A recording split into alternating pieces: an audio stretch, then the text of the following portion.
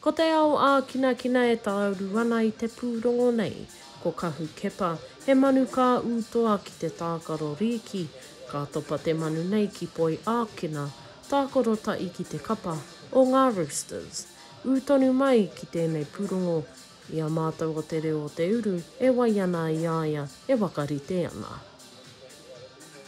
E manu kā toa, ka eke nei. I started when I was 4 years old in Bunbury with the Southwest Warriors.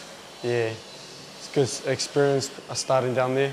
We came back to New Zealand and played for Western Suburb Tigers. What got me into the sport was just growing up and watching my dad be organising all the league and stuff, and just felt keen to play league.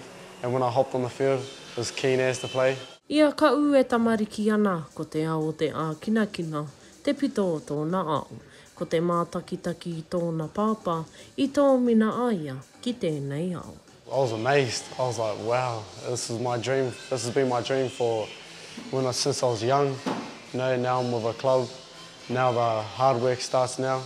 Moving to Sydney soon, you know. Just overwhelmed as a whānau, just knowing the work and effort that Kahu's put in to get to this point. Yeah, just as a whānau, we're just overwhelmed and happy for him. Nō te tau nei ka tāmoko ia te I kirimana e Kahu mo te kapa o ngā Sydney Roosters I poi ākina.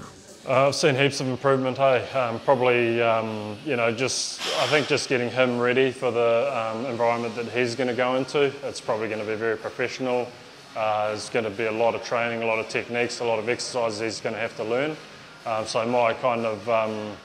my aim was just to get him ready, so he's comfortable in that environment, so he kind of knows what he's doing, you know, rather than not knowing what he's doing, turning up and sort of looking around, asking questions.